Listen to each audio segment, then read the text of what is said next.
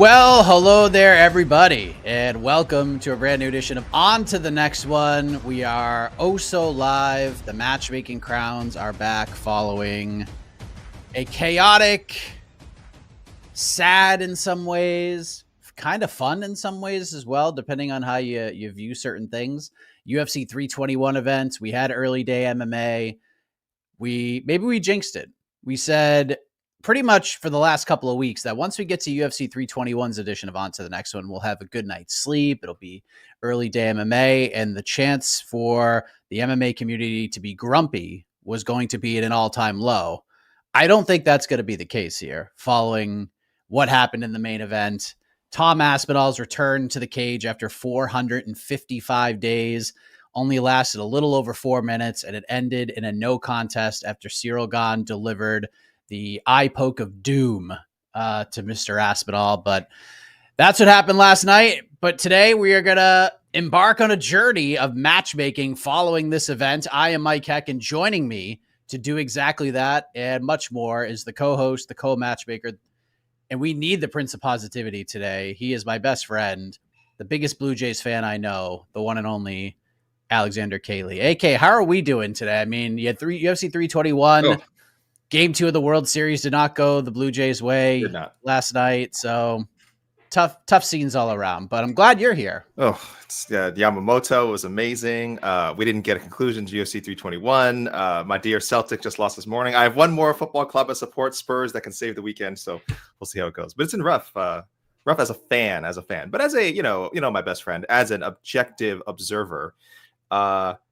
I didn't mind UFC 321 until the end, of course. Until the end, I'm not gonna tell people like, oh, you should have enjoyed this card because for the most part it was solid. Who cares about the ending? No, I mean, I think we all know like when the ending is so deflating. Like I think this was, Mike, correct me if I'm wrong, this was the first UFC title fight to end in a no contest. No. Yes, like we're not counting John Jones retroactive. Yes, This is the first time that happened. Because even the John Jones, Cormier thing, when it happened was like amazing, right? It was like, oh, this crazy head kick, like what a moment that was, like that at the moment that was spectacular. It was only later when all the stuff came out, and then obviously it's now retroactively a no contest. But this was, a no contest through and through. We barely got to see the guys fight. It's just awful. It was just awful to see it in that way. But like I said, like I was having an okay time up to then. I thought like the prelims were pretty good. I don't know if people feel the same way. I thought there was at least intriguing storylines. I thought obviously we got a crazy finish from Quillen Selk-Killed, Walter Walker, the heel hook streak he's on. So really good stuff. Main card I thought was pretty interesting. I think I enjoyed the Dern, Jandiroba, and Umar Bautista fights maybe more than most. I thought both fights were really fun, enjoyable, really competitive. I'm not going to blow smoke up people's asses, Mike, and tell them that Volkov Almeida was a classic. That's pretty rough. Oh boy, that was pretty rough. As me, big Jailton guy. That was rough. But yeah, Mike, I don't know if you can tell. I'm trying to avoid using the word weird because we used it like 500 times last week after Vancouver, right? That we said was the weirdest card of the year. But it's hard not to say like this card also, obviously the ending, extremely bizarre, extremely rare.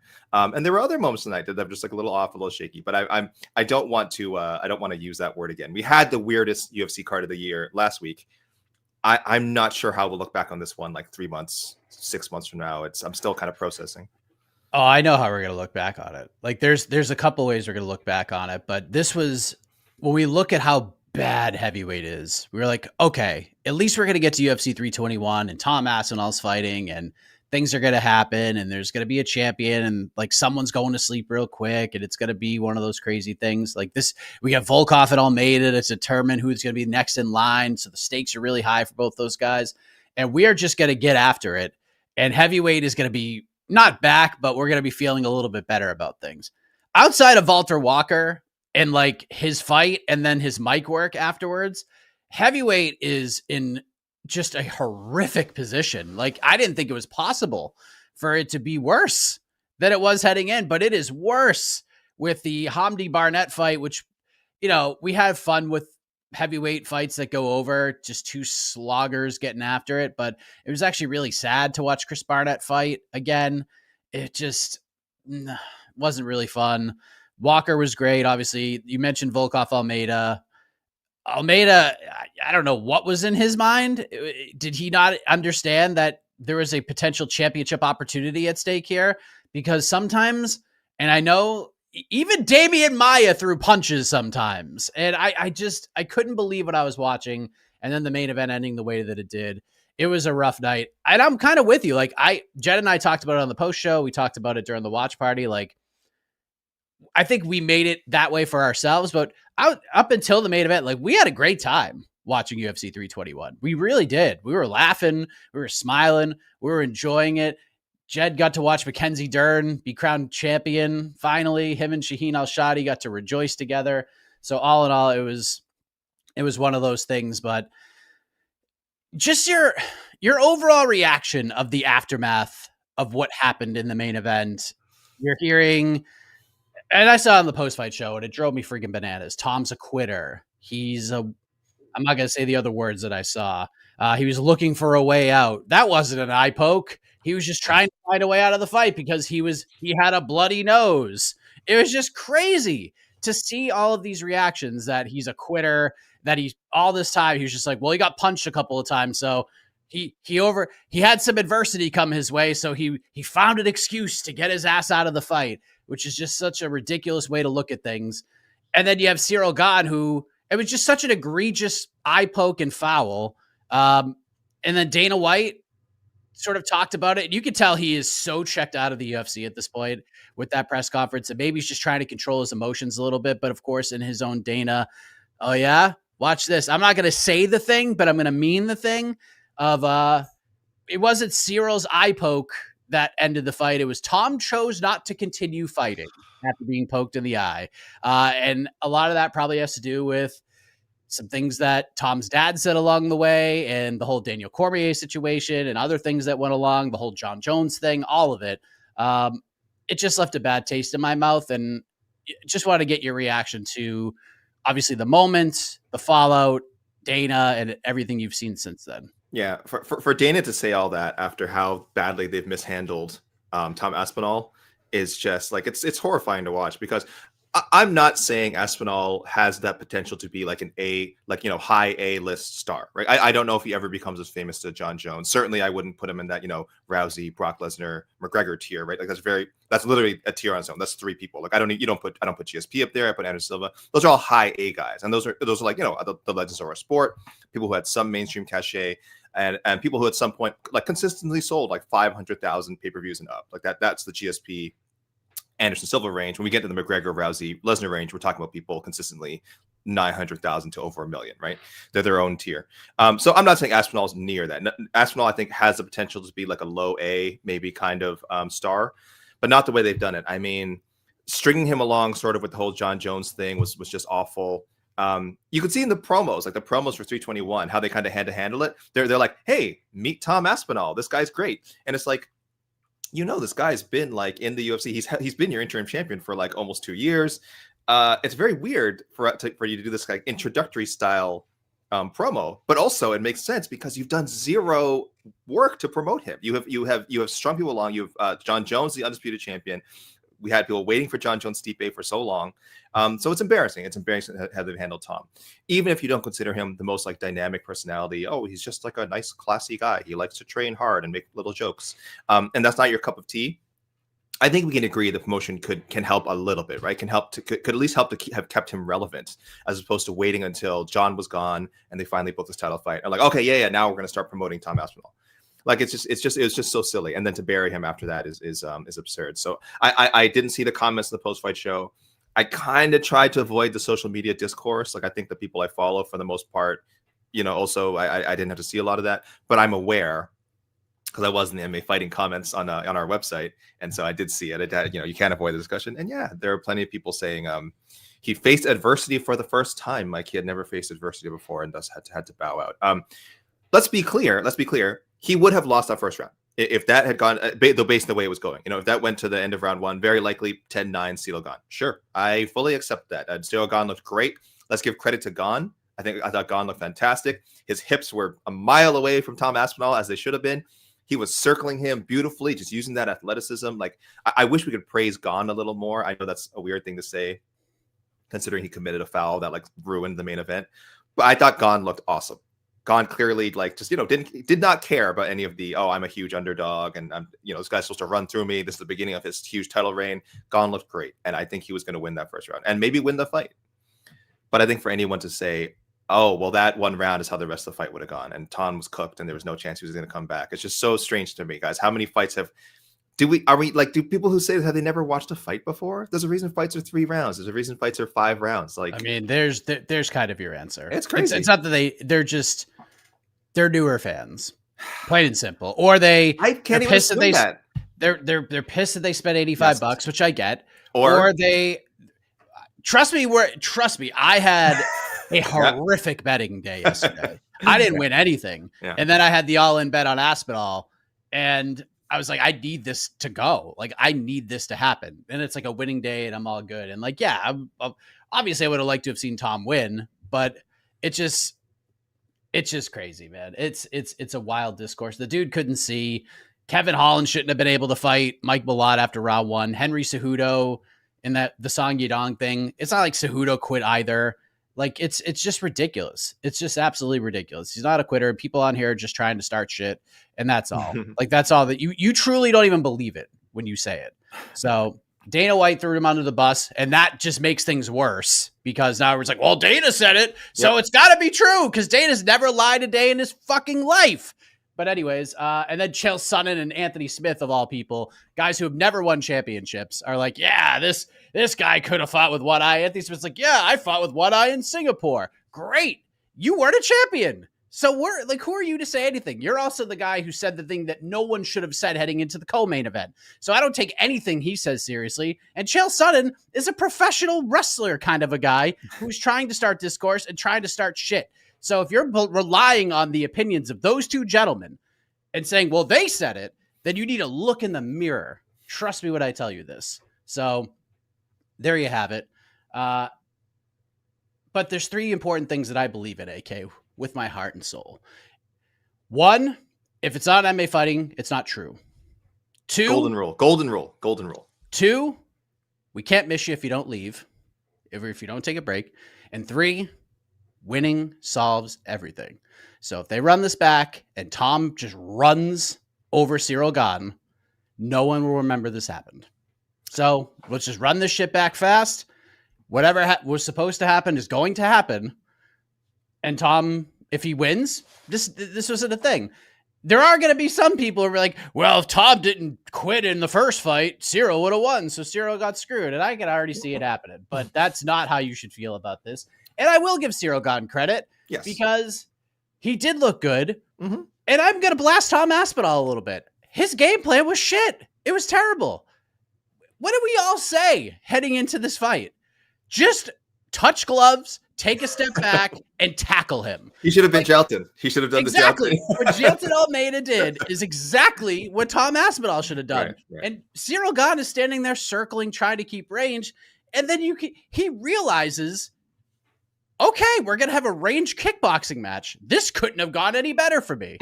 So, like, I just don't understand. And then he shot one takedown attempt, and it was, like, sloppy. And then just, like, continued to have a kickboxing match until he got poked in the eye. Like, I'm stunned by the game plan. And I don't know if, like, the pressure of everything got to him. Maybe it did. He's a human being. It happens to all of us. So, having said that, yeah, please. I just want to say one more note about your, like, winning solves everything. Like, we just saw that with Pereira and Ankalaev, right? 100%. I don't think people had quite, like, jumped off the Poatan, like, bandwagon after the first Ankalaev loss. I think because, like, the people accepted the, like, oh, he had a virus, blah, blah. But certainly I saw people like, oh, like, is the Pereira, like, star power diminished now? Is it like, oh, the John Jones fight's gone, the Aspinall fight's gone, like, or is he going to have to go into those with less leverage? And then there was a thought, like, is this the Ankalaev era now? Again, it wasn't quite as strong as this. I do know there was a lot of people who were still like, just wait till the rematch. Like, Pereira will get him. But same idea, right? It's like, it looked like, oh my gosh, what happened to Pereira? What's wrong with him? And now, however many months later, knocks Ankalaev out in a round. And it's like, most people pretending that first fight didn't even happen. So yes, I think Aspinall can definitely do the same thing. You don't think? Oh, actually, sorry, Mike. Go ahead to what you were going to say. Oh, no. No, please continue. No, I wasn't sure because we need to broach the topic of, we've never had this happen before, Mike, where We have a no contest, right? There's another goal. There's the on to the next one. Yes, that's what I thought. A couple of on to the next one golden rules. Go ahead. One is if you miss weight and win, we don't match make for you. End of discussion. It's like your fight never existed. And then 2, if there's a no contest or anything of that nature, again, it's like the fight never happened on the show. But I mean, I think it's pretty obvious that we're running this one back. Anything else would be ridiculous. Although we have seen the UFC do some really horrific things in this division. Perfect scenario, perfect example. Francis Ngannou wins the heavyweight title, and then like 3 months later, they book an interim title fight between Ciryl Gane and Derek Lewis. Yeah. I was like, what? What are you talking about here? So the only thing that would make me feel better about it is if they did Tom Aspinall versus Derek Lewis, and then I would get it on no point. Mike, you saw Poatan immediately post a video after the main event ended. If Pereira said, "Hey, I'm ready to fight. I want to move up to heavyweight and I want a title shot and I'm ready to fight in January or February." I don't want this. I'm not predicting this. I want to see this run back. You don't think they want to set up Pereira and Aspinall and then, cross their fingers that Pereira like knocks Aspinall out and then they get their John Jones Poatan fight at the White House or something? Nope, is this not what they want? No, first of all, Pereira's injured and he ain't fighting for a hot minute. He said he's probably not gonna be ready to fight until June anyways. Okay. So do the Pereira Jones is the fight, especially now. Like if they put out a poster right now saying Alex Pereira looking to make history, he's going to fight Tom Aspinall at the White House. You think that would go over great? That'd go over like a fart in church right now. Like it'd be like, oh, why are we doing this right now?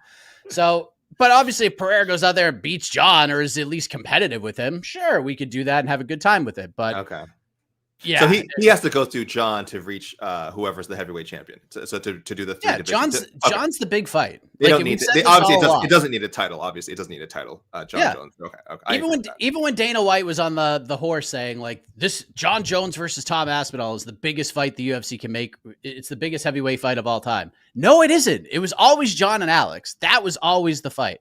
That was always the bigger deal. That was always the bigger draw. Whether it's silly or not, that has more crossover appeal and more people would buy that pay-per-view if that still existed than they would John Jones versus Tom Aspinall. It's just the world that we live in.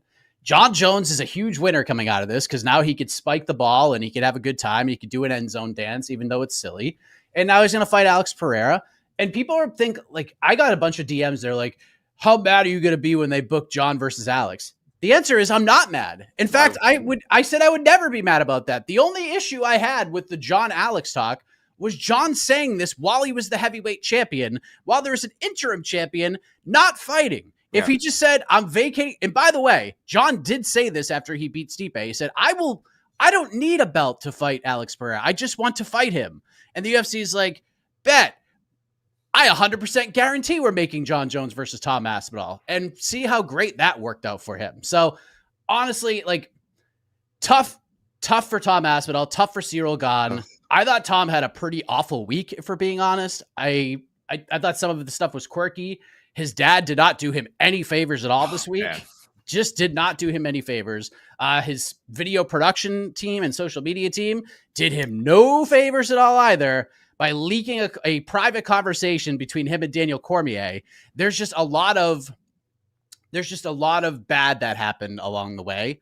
But now we'll get a rematch and we'll see what happens and we'll go from there. So just a shitty way to end the card. Like if you spend $85 on that, and this is like, and we talk about this all the time, like it's a budgetary sport for a lot of people until we go to Paramount. Like most people are only gonna be like, I'm gonna spend this money on 5 pay-per-views at max a year. If this is the one you chose and that's how that ended, it sucks. Yeah. And I feel for you. I ran a poll during the weigh-in stream of like, if you have a budget of where you only buy like half the UFC pay-per-views a year, would this be on your list? And it was literally, I think like 50%, and like 50 said yes, 50 said no. So that 50% who said yes, and it's probably an even bigger number than that. Yeah, man, it's rough. That's hard. That was a hard way to end the night. I can't imagine being satisfied. Well, that's Aspinall Gane. That's the main event. Let's go to the positive, Mike. Let's go to the positive. Listen, I'm here to tell you, and I said this during the watch party. Say it. I said this during the post-fight show. Say it. There are going to be people in this space who have shows and say a bunch of stuff who are going to say, I told you Mackenzie Dern would be champion. And those people are liars. They are all liars. Do not believe them, because there are two people on this planet who never doubted, who wanted to quit, who wanted to jump off the island and never did. They are our old friend Shaheen Al-Shadi and our current friend Jed Meshew. They did not quit Mackenzie. They stayed on the island when everybody else jumped off, swam, got on a boat. There were yachts that drove up to the island, said, please come aboard. I compared it to the end of Dumb and Dumber. They tried to save them. I compared it to the end of Dumb and Dumber 1, when Harry and Lloyd are walking down the street and the Hawaiian Tropic bus pulls up and they're like, we have this great job for you. We can put oil on us before every competition. It's a worldwide tour. And they're like, nah, there's two guys down the street that'd be way better for this.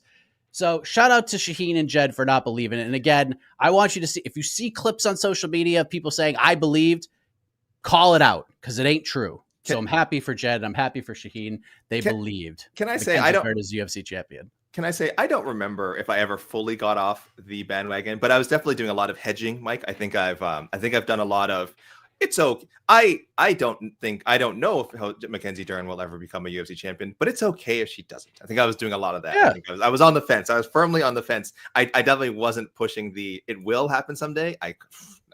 After some of those results, I couldn't do that. I think we can agree also.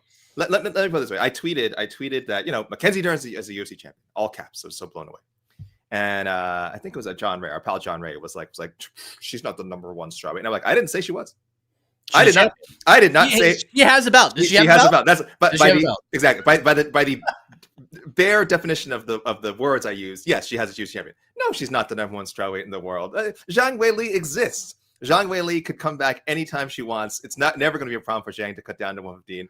And if she would be a minus 800 favorite, I was going to go even higher. But at minimum, it might go down to minus 800 because Mackenzie would be like a plus 1100 underdog, and obviously some money's going to come in. So it might move the lines a bit. But yeah, so she's not number one. Of course, she's not the first person to do this. We've had interim champions listen, we had John Jones walking around with the belt, supposedly being the undisputed UFC champion. And let me tell you something, he wasn't the number one heavyweight in the world either. But it is just a nice. I felt happy for Dustin Poirier when he won the interim title. It didn't mean he was the number one lightweight, but he was a UFC title holder. He can always say he held a UFC title. Carlos Condit can always say he held a UFC title. So I think these stories are great, and great for Mackenzie and Virna to get this opportunity. No, of course it doesn't mean either of them is the number one strawweight.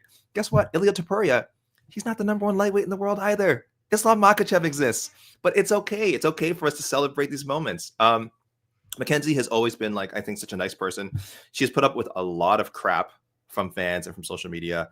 And I don't know. Maybe I'm a fool. Maybe I'm just too optimistic. I was really happy. That was a really nice moment. And I also enjoyed the fight. I know a lot of people are slagging it. I don't know. I like the fight. It was a good fight. We had a good time. We had a good time watching it. Is it one we'll go back and rewatch and is it going to be on the fight of the year list? No, but it was a good competitive fight. Even Dana put it over. He said those two women beat the shit out of each other. They totally did. Yeah, Dana put it over. I mean, it was one of his 35 12-second responses that he had at that press conference. Because trust me, I put all the social media clips up. Dana said very little after that event. Yeah. But now we have to discuss what is next for Mackenzie Dern, because I think you're right. Jed Meshew wants Joanna Jacek to come out of retirement and Mackenzie Dern. And Jed is absolutely right. If Joanna had 6 months off the couch and trained, she would beat Mackenzie Dern in a fight. I would feel very confident in that. Same as Zhang Weili. She would smoke Mackenzie Dern, and that's okay. That's all right. Zhang has done everything she could in this division. She's going for a new challenge. She doesn't want to cut to 115 anymore. She could if she wanted to, but I think she's really, truly done doing that and putting her body through it. So now we have to discuss what's next for Mackenzie Dern. What is next for Mackenzie Dern? A name that has come up an awful lot is Tatiana Suarez. Is this where you're going with this? I'm okay with it. I think logically as well, but I went a different direction, Mike. Maybe a little bias on my part. I don't know. I know where you're going. I don't know. I love the pick, by the way. Of course. I know. I've heard birds tweeting that maybe the UFC is coming back to Canada early 2026. I don't know. It was. They've done some Toronto shows in January, obviously, but I've heard it could be January, February, maybe Toronto, Montreal. We don't know yet. Very likely a major Canadian site. And we happen to have a Canadian strawweight who's doing some damage. She has to fight on December 13th. She has to fight Yasmin Lucindo. So of course I'm talking about Jillian Robertson. Now, the timing's a little weird because again, let's say she beats Yasmin and then the Canadian pay-per-view does turn out to be in January. We're talking about a 1 month turnaround at best, and seems unlikely. February though, I think would be doable. I think if you told her she beat Yasmin and gets a title shot, I think she'd do a 2 month turnaround. Fair or not, I think it'd be great. Let's bring Jillian home. Let's have a Canadian challenge for a UFC title on home soil, something we have not seen in I don't even know how long. And Jillian, we've tried to match up Jillian and Mackenzie before in the show. On to the next one. And as have listeners, it's been a very popular pick, and I think it still makes sense with the way their careers have gone. Mackenzie now has a belt. Jillian Robertson will have won, I think, like 5 straight fights or something at Strawweight if she beats Lucinda, who's very good. So I'm calling my shot. I'm not saying the winner. I'm not saying win, lose. Like, I don't think Lucinda's quite there ready for a title shot, but I think Jillian Robertson is. And I think she's a really exciting fighter. And I think their styles, her and Mackenzie, would make a great title fight. So there we go. So just to get this out of the way, I went with the Robertson Lucinda winner to fight Virna. So you think Lucinda? Oh, to fight Virna? Oh, fight okay. Virna next. Okay. That's where that goes, and that'll be like if they beat her, they get a shot. If they go Mackenzie Dern, if they go Tatiana Suarez right now, I will lose my mind. Whoa! I will lose my mind. She had, in my opinion, a horrific 2025. Horrific. She got dusted by Zhang, and everyone thought this is the crowning moment. She's going to go in there and beat Zhang Weili. I never believed that for a second. No. That fight was not competitive at all. It was competitive for like 2 minutes, and then Zhang just rolled her the rest of the fight. So what does the UFC do? Because the UFC wants Tatiana Suarez in this spot. They give her Amanda Lemos, who is not like a bad fighter, but stylistically, this was the perfect fight for Tatiana to go out there and do Tatiana things. Go out there, get a finish, cement her opportunity. And I'll say this, and maybe this is the hottest take I've had, but I'll say it again. Considering the rankings, why the UFC put this so low on the card and people fought for it, what this fight could mean and more, this to me was the worst fight of 2025 in all of the UFC, was Tatiana Suarez versus Amanda Lemos. Brutal fight. Tatiana squeaked out a win. Pride rules she lost because Lemos started putting the boots to her at the end of the third round. You cannot give Tatiana Suarez a title fight right now. However, I'm going to give her another chance to get one. She is going to fight Lupi Godinez next. If she beats Lupi, she gets a title fight. And it has to be a good fight. It cannot be terrible. It needs to be like a Tatiana Suarez-esque performance. That's what it's got to be. You like handing her a title fight after that win over Lemos is brutal. It's a brutal choice right now. I'd rather pull Jillian Robertson from the Lucindo fight and just give it to her. Yes, honestly, that probably would. But I think the UFC will lean towards Suarez, but she's got to do something a little more emphatic before she gets there. So give her Lupi. That's the fight. Hey, you know what, AK? Do that fight in Canada. We got Lupi as well. Do that fight in Canada. Of course. We do Suarez versus Lupi. We love Winner of Lupi. that fight fights Mackenzie Dern for the belt. And I know Dern just beat Lupi, but if Suarez wins more specifically, then Suarez gets the shot. Yeah. That's fine. And then Robertson's like on deck if she beats Lucindo. That fight is going to be super important, which means it'll probably be like the opening fight at the Apex on December 13th on the prelims, which is ridiculous. So, yeah. Yeah. And let me say, guys, be ready. There could be I don't know how long Mackenzie Dern is going to hold on to the belt, but if she does, there's going to be quite a few rematches in there, I think, because this is why, like, I don't want to take away what she did. And I say, like, winning a UFC title is amazing, and she's deserving of being called a champion. Like, I think it's great. But she lost to Amanda Lemos February 2024. Like, that's not long ago. And it's not like she got destroyed by Jessica Andrade less than 2 years ago. Like these, she sure did. Yan Xiaonan was a bit longer ago, but again, I think pretty clear win for Yan. I don't remember that being a bad fight. I just saying I remember. It was clear. It was clear win for Yan. Yeah. So like she has lost to a lot of fighters in the top 10, and I know it's 1 year ago, 2 years ago, 3 years ago. I get it. Like again, if they run it back, maybe totally different. But this is sort of like our. If you were going to criticize the title fight, this is what you're looking at. You're like, wow, man, how could Dern get in there when she's lost to so many top 10 people? But hey, the timing worked out, and congrats to her. But yeah, she has no shortage of fresh challengers, hopefully. Mike, the worst. What did you say? Suarez, Lemos, the worst fight. Navajo, Sterling, Ivan Urslan? No, I'm not. If they were like top 5 fighters, yes, that would be. But these were top 5 fighters with Suarez likely fighting for a title shot, and that's what we got. I can't mention Hamdi and Chris Barnett. Then that's a total different category. Then I had more fun watching Hamdi Chris Barnett.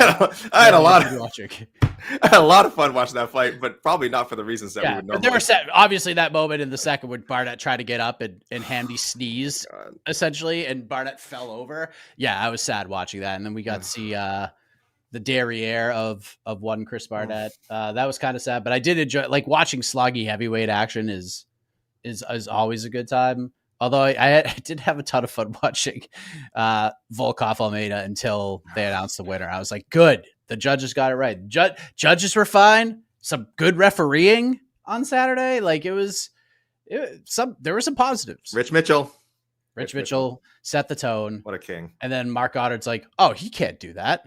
I can't just let him get all the glory. And then not another point was taken, including Mackenzie Dern, who upkicked the shit out of Virna Jandiroba. It was not a legal one. And Goddard's like, hey. Don't do that. What is going on here? He turned into Mr. Belding instead of just a referee of a mixed martial arts championship bout. So do you have a matchup for Virna Jandiroba? Oh, I do. Yes, that's right. Tabitha Ricci. That's right. I went Tabitha Ricci. Okay. That's a good one. There you go. That's really good. Let's go to the bantamweight division. I would say the man who had maybe the most pressure on him on the entire fight card was Umar Nurmagomedov, coming off the loss to Merab Dvalishvili. A lot of talk. Press conference. He was like, hey, Dana, question for you. Make this a number 1 contender fight. And then Dana's like, nah, bro, do something impressive and maybe it'll happen, which is pretty much the token Dana response for no chance you're getting a title shot next unless you do a Hurricane Rana into a triangle and get a submission win. That did not happen here. Although I enjoyed this fight a lot. Mario Bautista was great. He stung Umar. I thought my +5.5 point spread bet on Mario Bautista should have cashed. I thought Mario won the second round because he had the most impactful moment of the round. Kneed him right in the face, dropped him.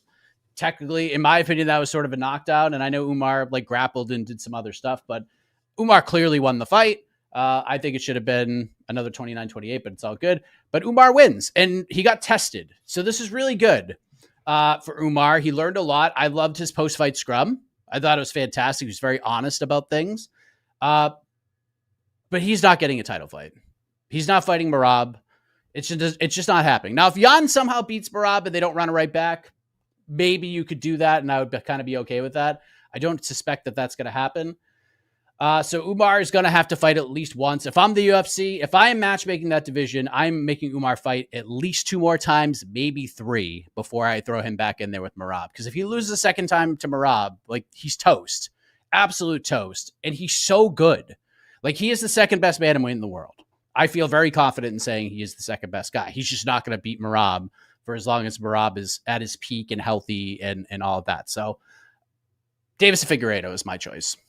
Let's just do Umar versus Figgy Smalls. Let's have some fun, and we'll go from there. Yeah, I think that's logically the way to go. It's just where Davis coming back a win. He broke his losing streak. Got a name, very tough opponent still. Someone who if Umar beats him, it's respectable. He'll be a favorite. He'll be a big favorite in the fight, but it'll still be viewed as he beat this guy who's a former UFC champion. Very hard to put away, right? That's what made Corey's win so impressive, right? He actually finished Figgy. I just want to say, I think Umar was kind of in a tough spot here because I'm a big Umar fan, by the way. You guys agreed? Yeah, because he was told to put on a show, and that's nearly impossible against Mario Bautista. Because Mario Bautista is excellent. I'm not even criticizing Mario Bautista here. He is so friggin' tough and so versatile, and I give credit to his team too, because I think their game planning is just amazing. I think they know exactly how do we make life difficult for our opponents? As you saw it in the Jose Aldo fight, you definitely saw it in the Patchy mixed fight. He just dominated Patchy. And if you watch this fight again, I know people are saying, oh, there's a lot of grappling that didn't lead to significant offense. I'm not like the biggest, like I'm not like a jiu-jitsu expert, guys, but this one, like I was watching this, I was mesmerized because Mario Bautista, at no point in the fight did he ever just say, okay, I'm gonna settle in and put this guy in full guard and just play around in here and hope for a stand up or stall until I can get into a position to stand up. He was always fighting in every position. If when Umar was trying to get side control, he was fighting. When Umar got his back, he was constantly. Watch every time Umar gets his back. Almost at no point did he like. I think there was a stretch, maybe 90 seconds in one of the rounds, where like Umar was able to kind of get a few punches from behind, almost try and work for a choke. But Bautista was so good at and so active. Like I don't know if you guys know how much cardio this took from both guys. This was also a big sign for Umar. I know it's 3 rounds, not 5 rounds, but he was dealing with a slippery eel for 15 minutes, and that's not easy. Like Bautista has worn out a lot of people with his skill set.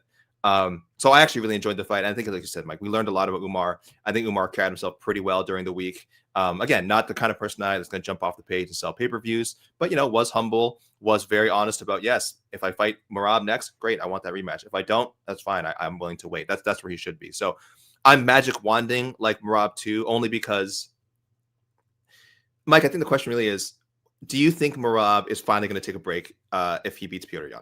Do you think he finally takes – no. So then who? Well, but then it has to be Umar, right? Then who will he defend against in whatever March or January, February? Ideally, I think early February would be Umar's goal because he has Ramadan coming up after that. But if they book Song Yadong versus Sean O'Malley and Song wins, Song gets the shot. But what if he doesn't? Then it has to be Umar. You give to Ayman Zahabi. Oh, jeez. Yeah. No, I mean, no. The correct answer is what Jed and I talked about on the watch party. If both Merab and Pantoja win at UFC 323, you do that fight because Pantoja literally has beat everybody in the division. If he beats Josh Van, like he has nothing. There's nothing left for him to do. What's he gonna do? Beat Manel Kape or Brandon Royval again? Like we don't. He's already beat him. Yeah. He's already beat these guys. So if there's one champ versus champ fight that I can get behind, it's that one because both have like it's literally just rematches the rest of the way. So yeah, Pants gets the shot. Go do that. Man, so you think, but if Song beats O'Malley and does it impressively, they'll give it to him. You think Ayman's slightly ahead in the break glass in case of emergency title shot for if Merab they go to Canada. Jalen Robinson versus Mackenzie Dern and Merab Dvalishvili versus Ayman. Yeah, tough scenes. Can we get Aspinall and Gane as well? Can we just get the rematch? Throw that up here. Gane was huge in Canada. Especially if it's in Montreal. Gane was the TKO champion. He's big in Montreal. I can see it. Who's the Canadian heavyweight who had the mullet? Tanner Boser? Tanner Boser. Tom Aspinall, Tanner Boser for the heavyweight belt? Like we'll do Canada versus the world. Listen, we mess with Ciryl up here in Montreal. Yeah, right? They love Ciryl up here. And when I say Umar needs like 2 or maybe 3, it's not because I think he's bad. It's that if you throw him back in there with Merab too quickly, he's gonna lose. Because the UFC stacked the deck in his favor for that first fight. Merab was not in any condition to be fighting Umar or anybody else. Just go. I talked to Merab before that fight. He essentially said the same without getting into details. And ever since that fight, you listen to John Wood or anybody on his team, they all said like, dude, he was like 50% in that fight. And that was like maybe being generous. And Merab still beat him. So Merab's just better than Umar in a lot of respects. It's just that, and if you throw him in there a year later, 18 months later, and he loses again, like you're screwed. Like you just ruin this dude. So you can take your time. He's only 29. He's only going to continue to get better. Worst case, like this guy is going to win the belt. It's just not going to be now against Merab while he has it. So I guess you could hope that Yan pulls off an upset somewhere. So. But Umar versus Figgs is a big fight. You can go ahead and do that, and we'll see if the chips fall into place. But I think the UFC sees it too. Like, yeah, we like this guy. He could carry this division a little bit, but he's probably not beating Merab. So why stunt his growth in that regard? So let's go to, and by the way, let me just say this about Mario Bautista. So we're doing a post-fight column. We do it every time after a pay-per-view. We have a question of like, who's the biggest winner and who's the biggest loser? You can make a case that Mario Bautista is both, because I think he showed a lot in that fight. I think he opened up a lot of people's eyes in that fight, and I think he outkicked his coverage in that fight. I think he was way more competitive than most people thought. However, I think he loses a ton because now he's never fighting for the belt, and this was his chance, and it was a tough one. It was a tough hurdle to jump over to beat Umar. But if he did, no choice. There's nothing that can stop him from fighting for the championship. Like not even Pantoja. You got to give it to Bautista. 9 wins in a row or 8 wins in a row, whatever it was. I think it would have been 9. And he beat Umar. Like, you're giving him the damn title shot. But now he's going to have to win like 6 or 7 in a row again. He's just not that guy, unfortunately. He's not super popular or anything like that. Yeah. He doesn't have the cachet that you would need to just leapfrog everybody. So, Mike, he's fighting Montel Jackson, right? It's the only way for it to go, like for both of them, right? Because I feel like I had deja vu there. I feel like you're literally saying the same thing about Montel after that last. You're like, that was it. That was his shot. You know, that he was grinding, and that was. He might be fighting like Farid Basharat next. Like that's kind of what he's gonna be up against at this point. So he's gonna be the dude that just fights the young hungry whippersnapper that is on his way up. And there's no shame in that. Like, you think I'm gonna be mad if they book Basharat versus Bautista? I will watch the shit out of that fight. So, yeah, let's continue on. We were trying to avoid this, Mike. I don't want to avoid it. Alexander Volkov had a fight, and he won that fight. Yes, he did. If you want to talk about a guy who may have lost a lot, Alexander Volkov, like, goes in there, wins a fight. Karma was on his side because he beat Ciryl Gane in December. Like, big no bones about it. Volkov won that fight except for 2 judges that were sitting cage side. The only 2 people on earth who thought Ciryl Gane won that fight. And now Volkov gets the win. He's next in line. He's sitting there. He's like, I'm just going to wait for Aspinall and Gane to settle their business, and then I'm going to go and fight for the belt. And then the main event happened. So now where does Alexander Volkov go after beating the great Jailton Almeida? Okay, is this just sit back and wait and hope you fight for the belt in the next year, or is he gonna have to fight again after this? No, because even though he justifiably won, it wasn't a performance that did a lot for either guy, right? I don't think. Hey guys, can you see my live blog? I actually scored it for Jailton, but I also kind of prefaced it with like, I have no idea how the judges are going to see it. And immediately after the announcement was read, I was like, yeah, that's fine. Like Almeida, like if Almeida had, I don't think it would have been a robbery either way. I would have like accepted arguments for robbery if Almeida won more than, you know, what we got. Like, I think the way we got was probably the best results. I'm sure there's still people out there who are like me, big Almeida fans, who are like, no, he controlled him for so much of the fight and blah, blah, blah. But if you're just looking at the minuscule amount of like damage that was done during the fight, I do feel like it was pretty clearly in favor of Volkov. So I had, like I said, I had it for Almeida. No problem with the way it was scored. Happy for Volkov. Mike, I think can he run it back with Curtis Blades? Is it time Volkov Curtis Blades 2? Sure. Right? And then listen, Volkov wins, he can get his rematch with it'd be either Gane or Aspinall, if we're assuming that rematch gets booked. Or Curtis Blades Aspinall trilogy bout, Mike. So many unanswered questions.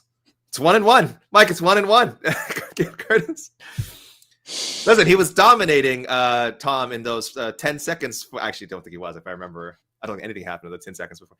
But who knows? Listen, we're running with those same storylines. We're like, oh, who knows what would have happened? It looked like Curtis Blades really had Tom's number. Tom quit, by blowing out his knee in that fight. So that's time to run it back. 1-1, Mike. 1-1. Too many unanswered questions. So I don't know. I don't know if Volkov Blades rematch would have any sort of contender implications. But I just feel like I don't know what other options there are for the guys right now. They didn't want to give Blades the interim title fight.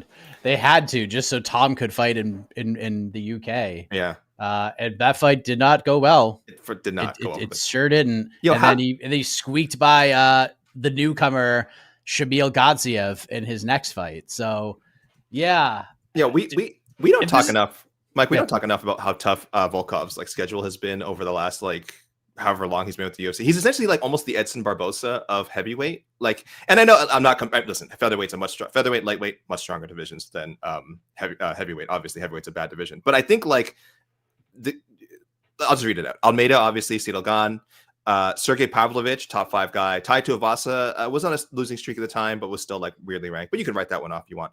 Romanov, I know people are going to say Romanov is not even in the UFC anymore, but there was a time when he was considered a threat. Jairzinho, I think, is a good heavyweight.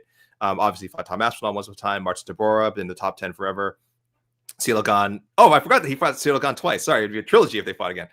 So Ciryl Gane again. Alistair Overeem. And then before that, again, whatever. There's like Walt Harris, another Curtis Blades fight. But man, this guy is like, He's All right, fun, so nothing but killers. I screwed up. It wasn't Shamil Gatsiev. It was Rizvan Kuniev. Oh, the Blades. That was the Blades fight. Correct. It was a close splitty. A lot of people didn't think Curtis Blades won that fight, but my bad. I screwed that one up. Yeah. If this was literally any other division, I would say wait. I mean, I would say take a fight. Whoever the Curtis Blades would be of any other division, I would say go do that. Dude ain't getting any younger. He should have been main eventing against Tom Aspinall on Saturday. Yeah. It's not like the heavyweight belt gets defended more than like once or twice a year anyways. So it truly in this division would not hurt him one bit to wait. It's not like anybody's coming to take the throne. You know what I mean? Like maybe Derek Lewis, like if he fights somebody and gets a huge win, like maybe you could jump him in there. Shit, I've been fighting for Derek Lewis to get a title shot ever since he beat Taliesin freaking Teixeira. Like just do the fun thing and throw Derek in there. But at this point, with what they're trying to accomplish with this division, trying to move forward in some way, I think Volkov actually got a lot of steam this week. I know the fight wasn't great, but he still like derailed Almeida, so we don't have to see that again. And the flow. The flow went over huge. Wow, serious. So I think you should wait. I think you'd be crazy to take another fight. At this I feel like Walter Walker could have moved one step closer, but I love that he called out Hamdi. And it's just like, I like that Walter Walker's goal is like, oh, I don't care about fighting for the title someday. I'm just trying to see how many heel hooks I can string together in a row. Like this is, even he at this point is like, wow, I can't believe I got 4 in a row. Maybe can I get 5, 6, 7, 8 in a row if I keep calling out like outside the top 15 heavyweights? And you know what? He probably can. So it's a great gimmick. And if he someday stumbles into a title shot, like more power to him. That's hilarious. Yeah. He just wait, dude. Like, but he got to lose. So sorry, what's your pick for Volkov? The winner of Aspinall Gane too. When they're out of back, Volkov gets next. Oh my God. Wait. Like this is. I don't think he can. Why? This division, no one fights in this division. The belt is never defended. It's going to take like 5 months for this fight to even get rebooked at this point. And there's nobody else. It's literally like, it's either Volkov, who just won a number 1 contender fight the way the UFC put it together, or we chuck Derek Lewis in there if he beats another guy that nobody knows. Like that's where we're at right now. What about Mike? Oh my God. Gane wins. Ante Delisha. Oh. Let's see what if Ante loses to WCA? Oh yeah, he's playing Waldo. Then Waldo gets title shot. There you go. Why 5 months? Did someone really? Why 5 months? Because Tom Aspinall's eye is wrecked, more than likely. And plus, we have November's done. They're not going to book that for November. They're not going to book it for December. They're not going to book it in January. Unless you're bringing Tom Aspinall to Sydney, Australia, I don't think that fight happens in February. You're probably doing it in March at this point. That's probably where that rematch happens. Yeah. You're not just going to chuck that on a rando card. You know? At worst, February, and then Volkanovski's the co-main event, and I don't see a world where Volkanovski is not the face of that event if they go back to Sydney in February. So, yeah, it's got to be March, and that's that. It's all good. It's heavyweight. No one's going to miss it. It's freaking heavyweight. What a bummer, man. What a bummer. How many? We've had quite a few heavyweight fights, I feel like, over the last few cards, and I feel like it's only reinforced our thoughts that this is the worst. Clearly, I mean, by far the worst male division. Obviously, if you want to make the argument, like all divisions, obviously the women's bantamweight in there, it's bad. It's just so bad. And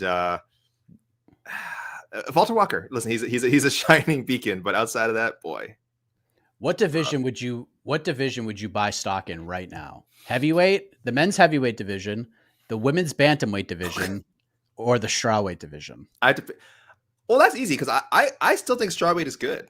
Like I have never gotten on the strawweight is like a bad division thing. Like I actually don't agree with that. I think it's one of those things where Zhang was so dominant, it kind of made the division look bad. But I think on average, strawweights usually produce pretty good fights. Now, if you're talking about does it have a strong contender line, that's a different question.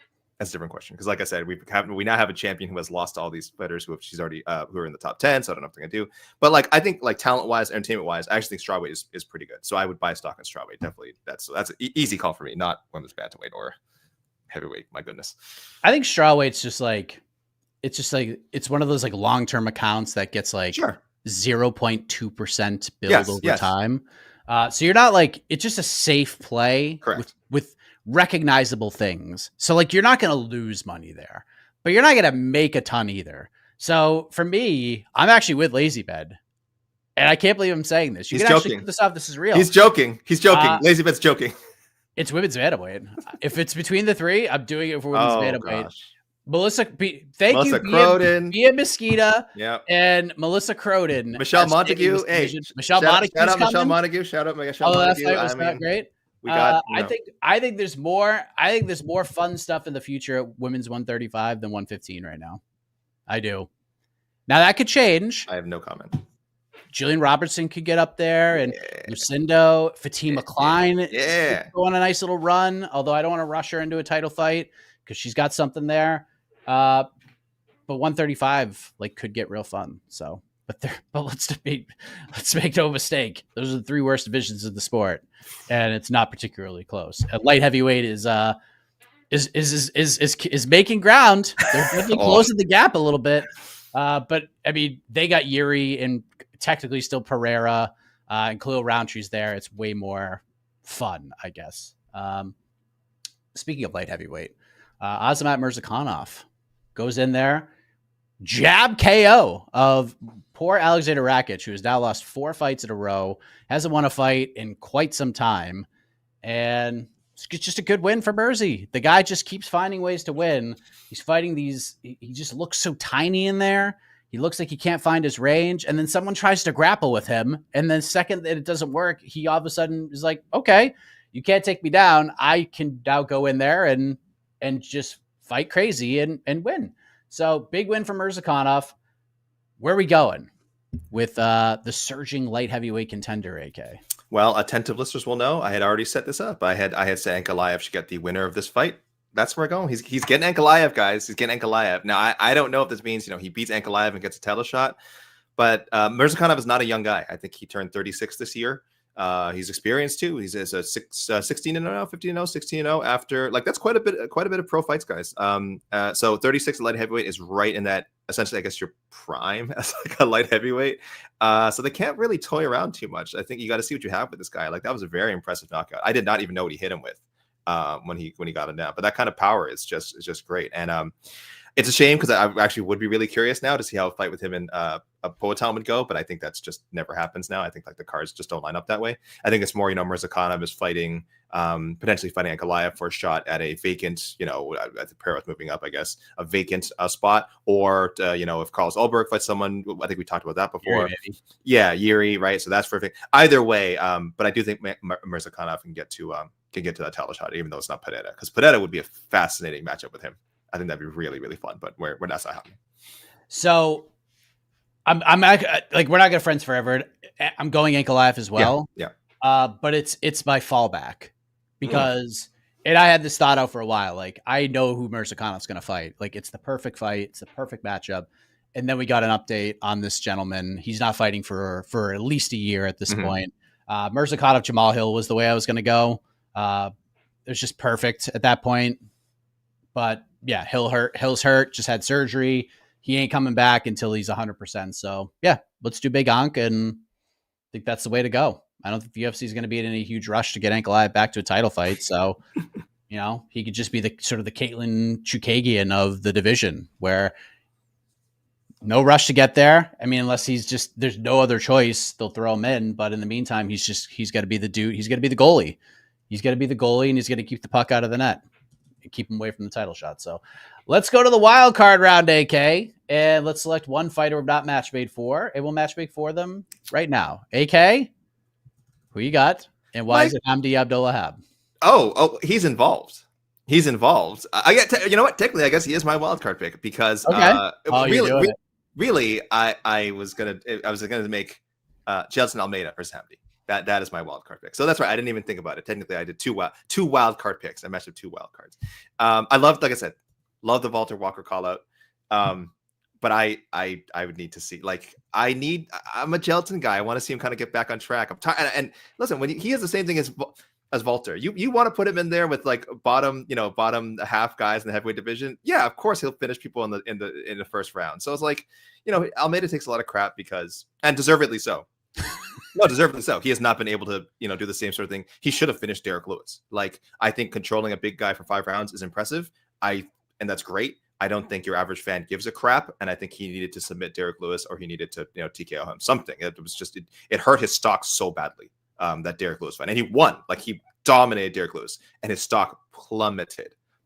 And after last night, his stock could not be lower. Like, again, a competitive fight with Volkov, but you fought in a very unappealing way, and you didn't even get the win. Right? The judges didn't even go your way. It's horrible.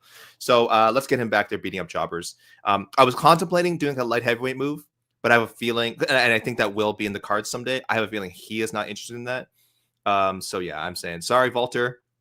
Someone is going to be getting a first round submission against Hamdi Abdel Wahab soon, but it will not be Walter Walker. It will be Jailton Almeida.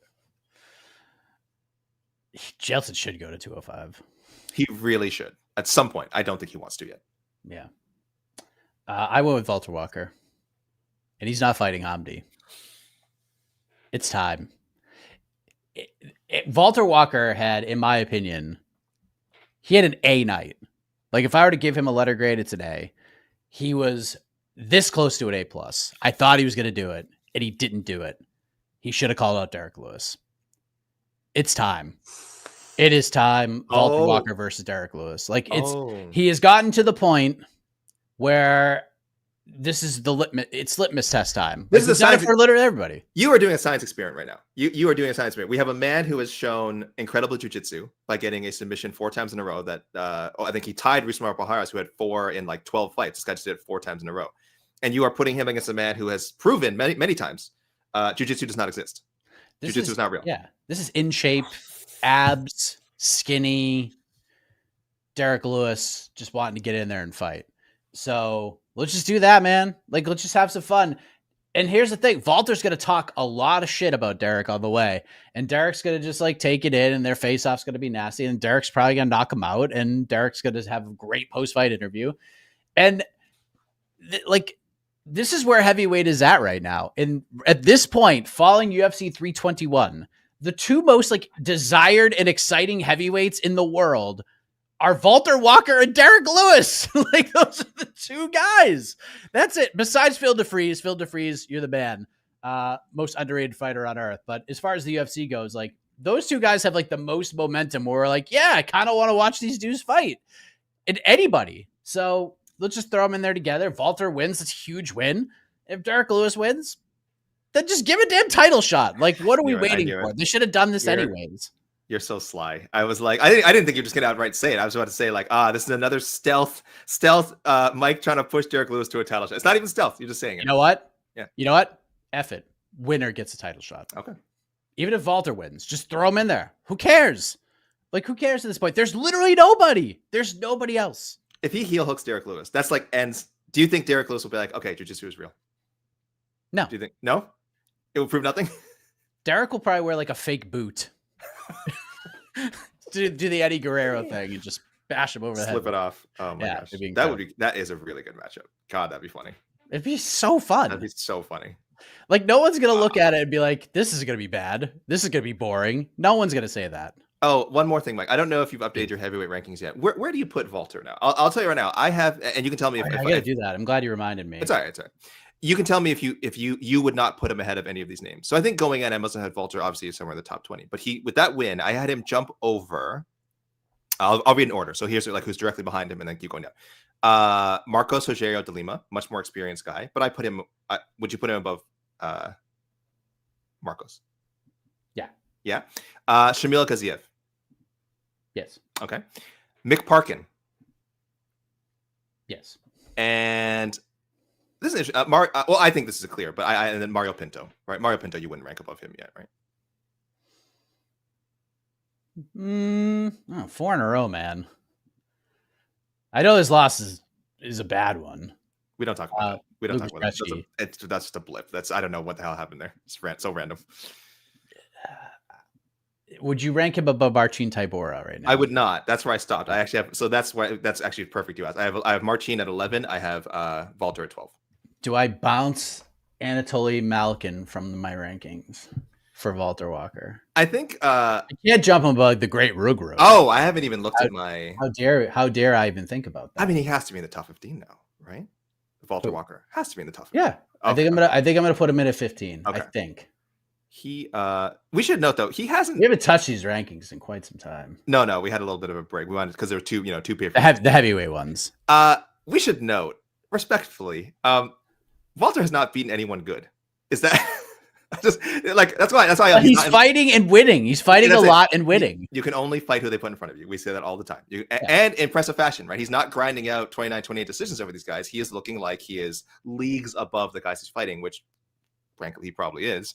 But yeah, this is I do not have in my top 10 because he just has not beaten anyone good. But. Yeah, I do love the Hamdi call out. Like Walter knows ball. Like he was like, Hamdi's probably back talking to the media right now.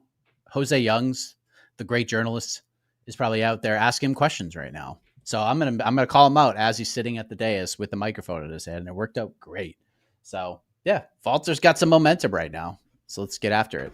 All right, let's go to you guys. We'll open things up. Let me tell people. Next 10 or 15 minutes. Us your matchups. There you guys. I shouted in all caps, guys. So no, Mike. I know we don't normally do this. I did get a couple of first timers, and sometimes the first timers don't come back after. Or I mean, some of them do, some of them don't. So I do want to just shout out a couple of first timers real quick. Arman Sarukian Stan account. Of course, I support that, so I had to read this out. Welcome to the party, pal. Gane versus Maladino. I get that's not going to happen. Murzakanov. Murzakanov round. This is a first timer. Murzakanov round. He said, I guess. Murzakanov Roundtree. I don't think that's gonna happen. Umar Nurmagomedov winner. Yeah, well.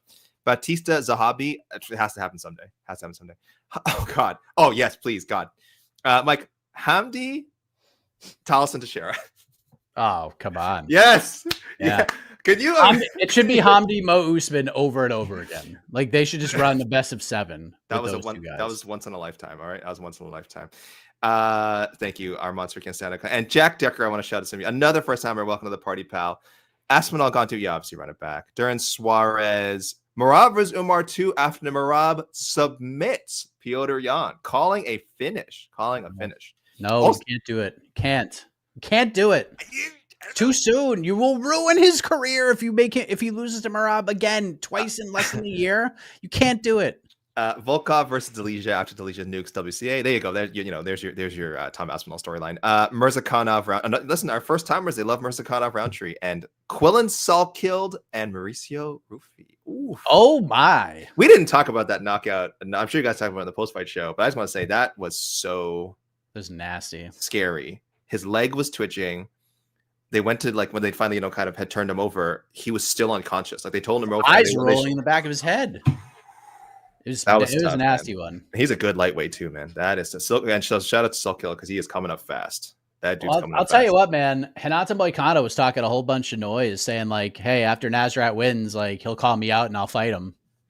Let's see. Put your money where your mouth is now. Ooh. Put your money where your mouth is, Hinato. Ooh. Go fight this dude. I don't know if there's gonna be a lot of lightweights being like, "Yeah, let's go fight this 6'7" lightweight." He just looks so big in there, and yeah. That head kick was so nasty. So crazy. All right, couple super chats. Oh God. I mean, I'm throwing this up. I don't want to embarrass you, David, but I appreciate you. What's with those jerks in Montreal jumping Arnold Allen for not speaking?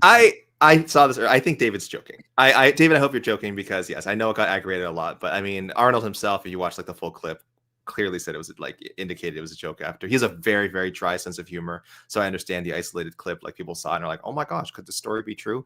But I mean, no, it's not true. I mean, Mike, you've reached out to people. Yeah, it was not on MMA fighting. And no. It was not on MMA fighting for a reason. I had a good time talking to the people and asking them about that. We had many hearty laughs at the ag sites who kept throwing that out there.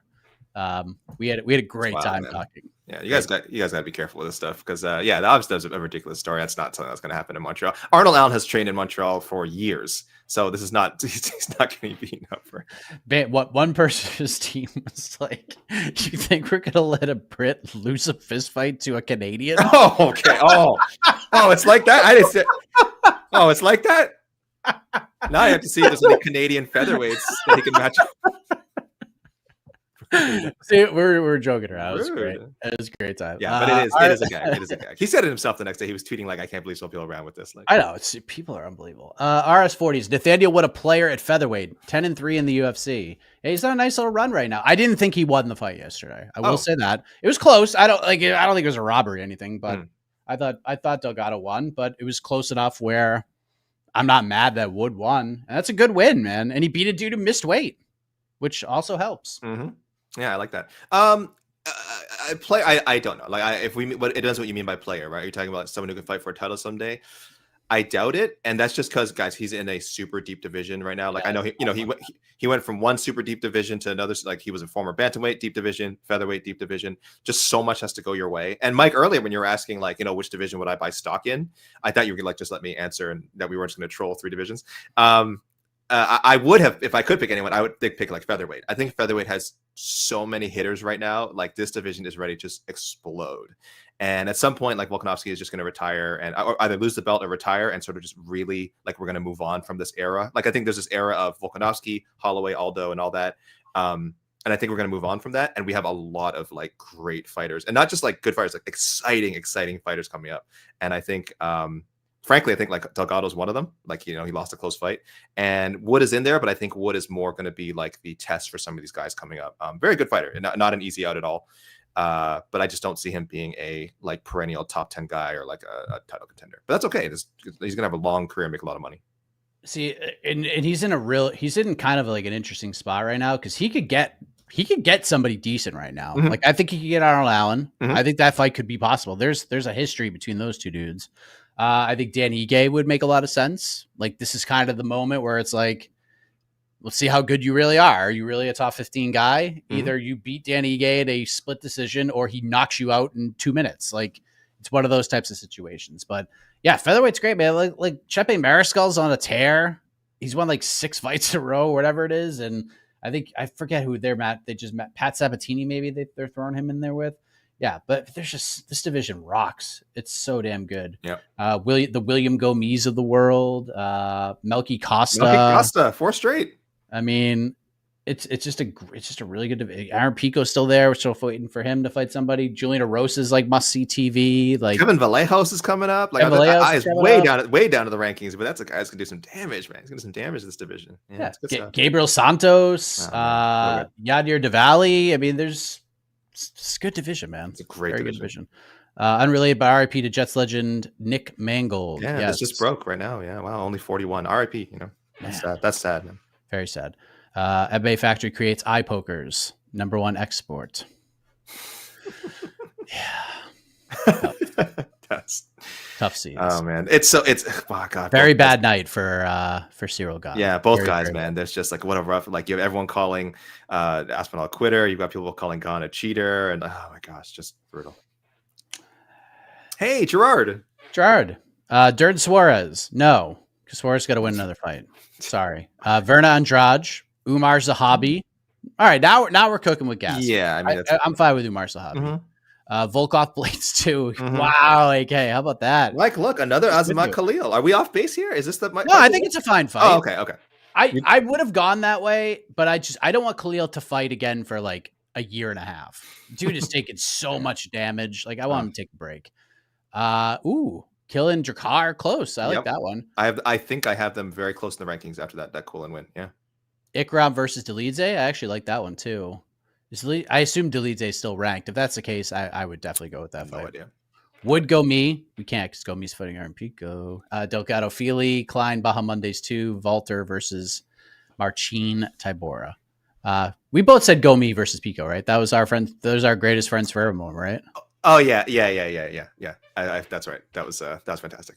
Yeah, it's perfect. Tristan, Killen versus Esteban Rivovic. Oh my lordy. Yikes. That fight is insane. Yikes. I love that so much. That's good. Good one, Tristan. God, now we get to throw Sal Killed into all these like fun lightweight fights. This is just a terrific time. So it's the best division in the sport, everybody. Ikram versus Edmund Shabazian. That's really good. Wow. Yeah, that's really good. Ludwig Klein versus Alexander Hernandez. I like that one too. Very good, Tristan. Great picks. He's a veteran of the game. Tristan's a veteran of the game, man. He knows how to do this. Klein versus Grant Dawson. A little bit of the old doo-doo right there. Grant Dawson is booked. He's fighting Manuel Torres at UFC 323. So perhaps maybe down the line, that fight could happen. Another super chat. Am I crazy for thinking that John versus Alex is now clearly the biggest fight that could be made at heavyweight? How are you? No, it's not even. It's not even now. That was the biggest fight to make it at heavyweight 6 months ago. That was probably the biggest fight to make it heavyweight a year ago. Like, yeah, of course, it's huge. It was the biggest fight to make when Alex Pereira beat Khalil Roundtree. Like, no one wanted him to fight Ankalaev. They wanted him to go fight John. Yeah. Like that was the fight. So yeah, that's been the biggest fight they can make. So let's go ahead and do that.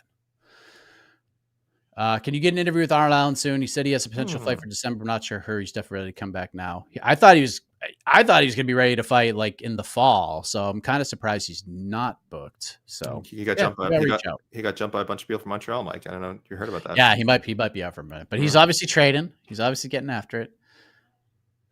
What else we got? Coconut Bomb's got a submission last night on Tough Enough, and Big John McCarthy made his return to pro MMA refereeing. By the way, Diego Brandao won again. What?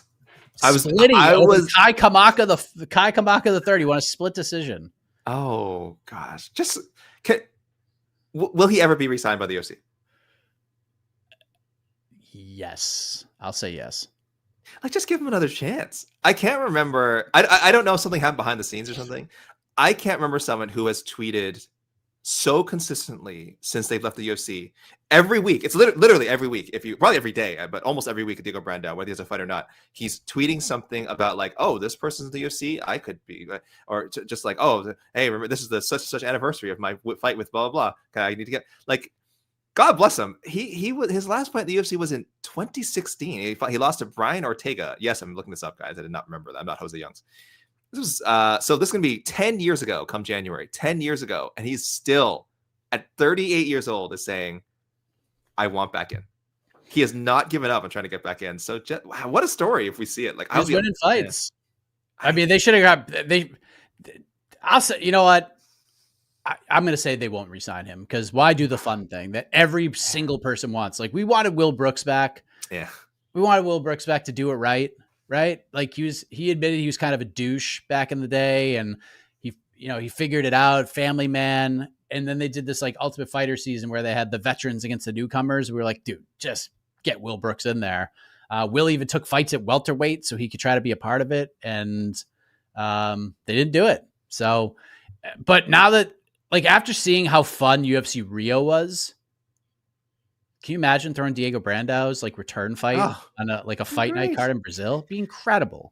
Shane Dog 5280 does raise the good point up. They just gave it a bunch of contracts at DWCS.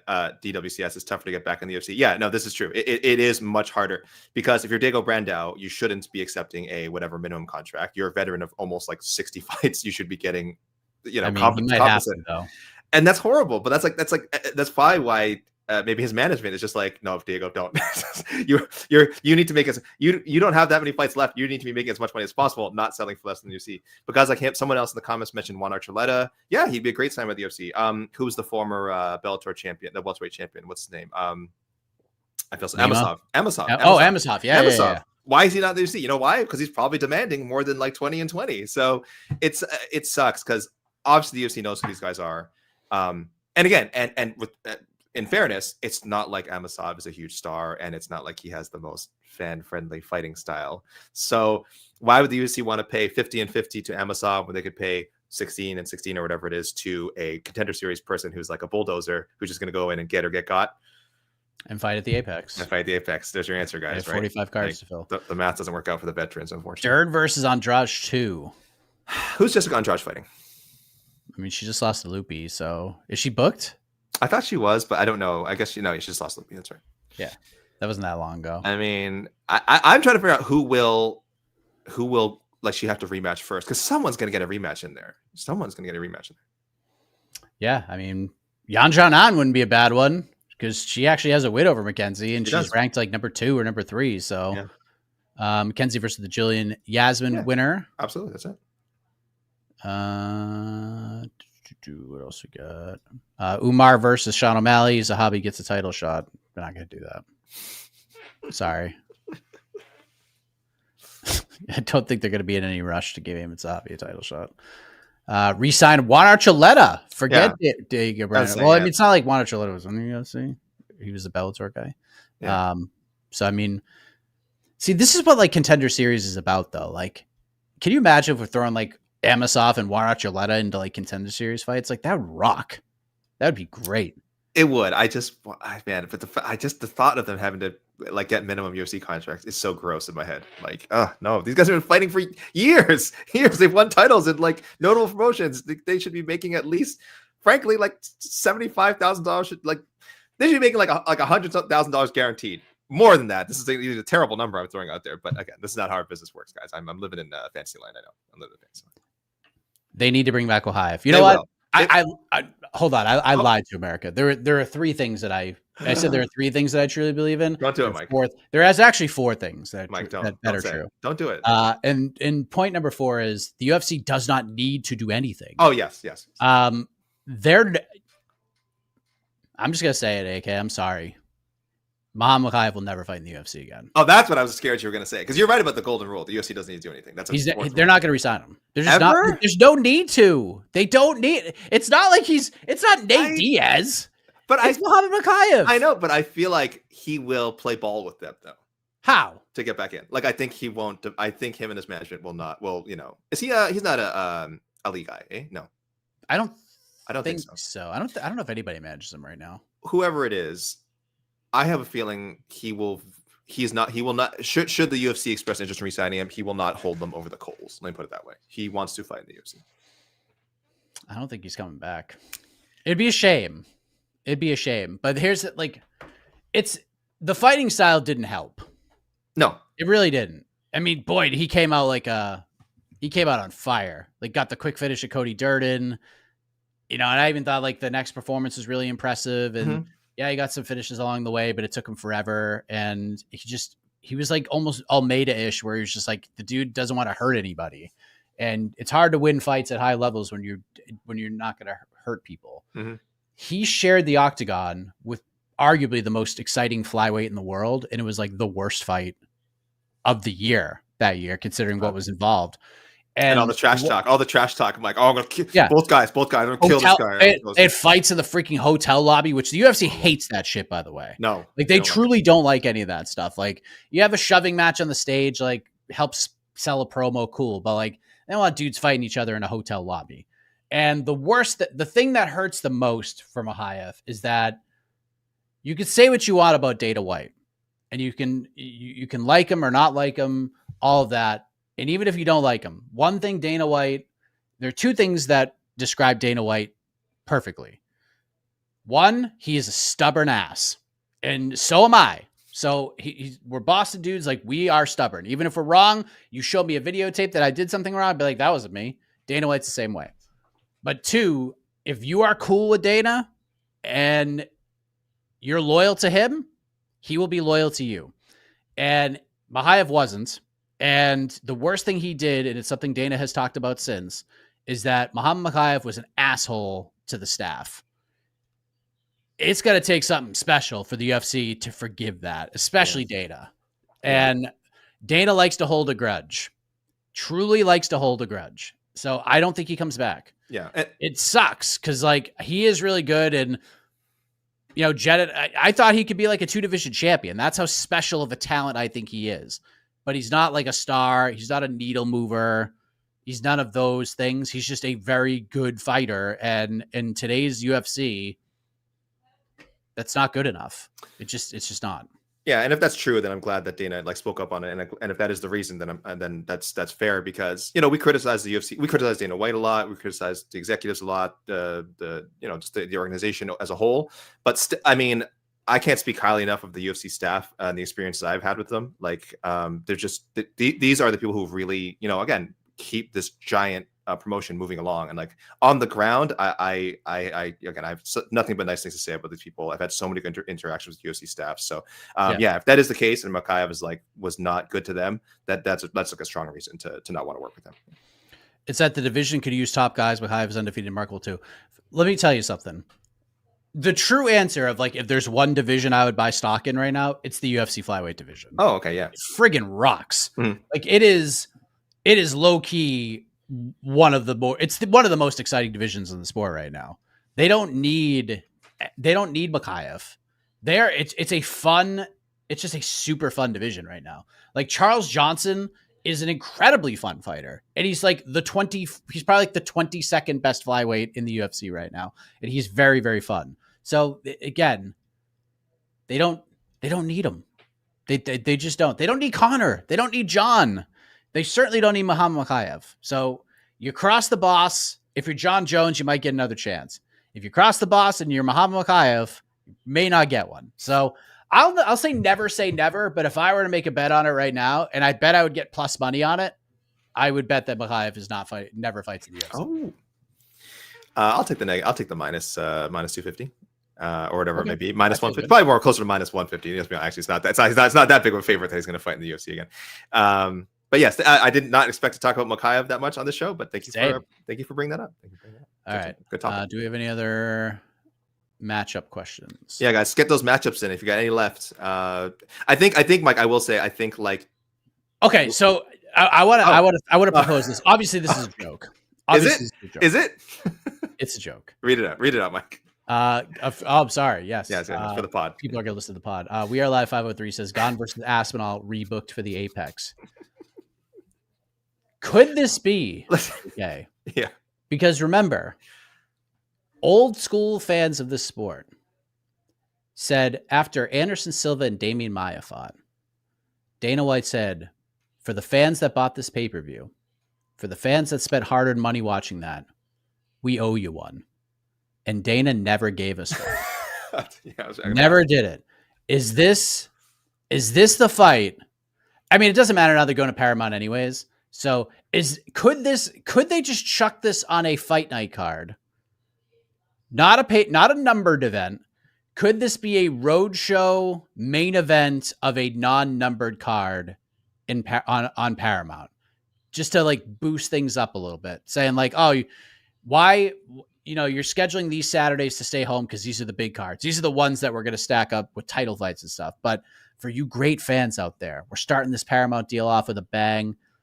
We're going to Amalie Arena in Tampa, Florida, the main event, Tom Aspinall versus Ciryl Gane for the heavyweight championship. Well, I mean, first of all, listen, if the Apex was good enough for Cormier and Stipe, then damn it should be good enough for Aspinall and Gane. But no, Mike, you're right though. But going on the road is perfect. Why not UFC London? Why not London? Why not Paris? Why not? I don't know when they're planning. You know what? But because Paris will be September, they're not going to wait that long. But usually they go to London in March. Could you do a fight night in March? Because let me tell you something. He needs this. He needs to fight in London right now. Not only does he need this, but the UFC owes London big time. Because when they started going there, and Dana was like, "There's a place we're going to every year, and we're gonna make it the best possible card. It's London." And boy, did they! Like they did it for like the first couple, but these last couple of London cards stunk. They stunk. They were real bad. Like, okay, made events. The rest of the card was shit. And then you like overcharged people, like all the fun fans that sing songs and like get smashed and like make the event what it is. Like they're priced out of the event. So you know what you should do, UFC? You want to make things right with the people. You do UFC London, and then you just give away the tickets for free. That's how you do it. Whoa, okay. Hold on. I mean, you want to. I mean, don't sign Muhammad Makayev, but do a free event in London. How's that? And we'll put the title on the line. Okay, you had me until free. I think that is. Let's maybe maybe they can have a little bit cheaper tickets or something. But I think we've hit it though. I think we've hit it. There's so much bad sentiment around Aspinall right now. I think the answer is you give him some home cooking. You give him a home date. You get those Tommy Aspinall chants going again. You remind people why he was regarded as like someone they could push as a star, because the stock's real low right now. The stock is real low. So super duper low. Paris would be cool too, but like you said, probably not going to happen until next September. And I think it's Aspinall whose reputation needs a little bit more work on it right now. So there we go. Do the right thing, guys. UFC London in March. Headline it with Aspinall and Gane for quote unquote free. That's it. It's good for the Paramount deal too, right? Good for the Paramount deal as well, right? So it's crazy that Aspinall's like reputation took such a bad hit after getting like fouled, poked in the eye. That's how it goes, man. Aljamain is still recovering from getting kneed in the face. You didn't mean a legal knee from Petr Yan. He's still like the most by the rules. You should have been a DQ. It's crazy. What would have been, honestly, what would have been worse? Like, what's worse in the court of public opinion? If Tom lost to Gane in like a firefight and just got clipped and not knocked out and lost the title, or what happened yesterday? This is way worse. I agree. Yeah, this is worse. That was something that I was like thinking about from the public opinion perspective. Now, obviously, for like Tom himself, losing the belt is way worse. Losing a fight, losing the belt, losing everything is huge. But for just like the court of public opinion until he actually fights again, I'm truly shocked by like how big of a percentage of the MMA community is like, yeah, this dude's a quitter. Looked for a way out. Like that is his rep right now. Dana didn't make it any better, which stinks for Tom. But Mike, do you know why it's worse than losing? It's because people are assuming he would have lost. That's worse. People have drawn out the rest of the fight. They have created this image in their mind of how the rest of the fight would have played out. Gane would have just 49-46, 50-45 decision. He was dominating him. Gane would have caught him in the second or third round and knocked him out. Like these things didn't happen. But people are projecting how Tom would have lost. This is way worse. I think you're right. Great point. You make a great point. It's so much worse. And there's a lot of people who are like, and look, Gane did great in that first round. No doubt about it. He outperformed what most people expected. But people are acting like Tom did nothing in that round. Like Tom was landing big shots too. Landed shots, yeah, for sure. Like just because Tom bled from his nose it wasn't like a 10-8 round he lost. He like may have lost a competitive round if the round ended at that moment. Like it's all good. And again, if we're listening to Dana White, Chael Sonnen, and Anthony Smith for your perspective on things, you probably need to take a look in the mirror and look elsewhere for where you get your stuff. So yeah, again, as Meat Rocket says, Ciryl looked good in that round. He got the fight he wanted. Absolutely. But it's just a gnarly ass eye poke. I was waiting for it. Someone did there you go, Lazy Bed. Someone match made for Mizuki Inoue. There you have it. Good for Mizuki, man. What a comeback. One of the biggest underdogs in the card. Hadn't fought. Maybe fight. Maybe just fight. Like more than once every Olympics. No, she might have some health issues or something. But she came back. First fight in over 2 years. Good win for her. Jacqueline Amrin really tough. Yeah, that was a good win. I didn't think that was going to happen, but good for. You know what? While we're doing all this stuff, Mike, Mitch Raposo, yeah! New England zone. You know, I don't support New England sports teams, New England athletes. I refuse. I love you, my best friend, but we are at odds on this. But Mitch Raposo, this guy has been through so much dog shit in his fighting career, trying to get to the UFC. Ultimate Fighter was competing at bantamweight, which was just silly. I mean, he's not a bantamweight, right? He's like a small flyweight. Like he's not a big guy. So that was silly. Contender Series loses to a top guy in Andre Lima. I think we know Andre Lima's like probably going to fight. You know, he has all Contender Series. He lost to Jake Hadley, who missed weight. Who was the first? That's right, the first offender. Yeah, the first time in Contender Series history that a fighter who missed weight got a contract. It was that fight. And after that was so weird. And after like pissing off Dana too, or was pissed off the matchmakers, or pissed off Dana? Like apparently, like no, Dana. So apparently, Jake Hadley was like Mohamed Bakayev that fight week. He was an asshole to the staff. Right. Like all that, he missed weight, but Dana was like, he's so great. Like his ground game is like the best I've ever seen. So we're gonna give him a contract. We're gonna give him a shot, and then. Yeah. Poor bitch. Sorry, I didn't remember. Totally forgotten that. And then he fights Andre Lima, I think, as like a short notice replacement. Not a short notice, but on his UFC debut. UFC debut. Very tough opponent. Less than a week's notice. Like I think 5 days notice he accepted that fight. And Lima, who had a fight scheduled on that card, missed weight. Crazy. Yeah. This was his last shot. This was Mitch's last shot. Could not say no to the fight after his opponent again missed weight by 3 friggin' pounds. Jed was saying this guy just cannot win inside an octagon. You know, Contender Series, Ultimate Fighter, UFC. He's saying he had octophobia, just fear of 8 sides. And man, he thank goodness, Rich Mitchell, great officiating, just no nonsense from Azat Maxim at the end. Great cheating by Azat Maxim, by the way. Great cheating. Missing weight, amazing. To grabbing the fence, it worked perfectly. Like it actually did like completely reverse position if the referee had like treated it like most referees do. Who knows? Maxim might have come back and won that fight. It was a beautiful bit of cage grabbing. But Mitch, man, fought through it all. So happy for him. Because damn, man, that was it. He loses this fight. I don't think it would have mattered that his opponent missed weight. I think that was it for Mitch. I think he was probably just going to get released. And the circumstances is like crazy. And he's a good fighter. Like Mitch is really talented. So clearly talented. Just some really bad breaks. Like I know we don't want to make excuses for fighters all the time, but damn, some weird bad breaks. And he beat a very good, like a guy who came. Azamat Murzakanov came in with quite a bit of hype when he came to the UFC. So this is a huge win. There you go. I'm happy to talk about Mitch Raposo. You want to know what my first thought was outside of Jed being like, you want to know what Mitch has never done? He's never won a fight in a cage with 8 sides.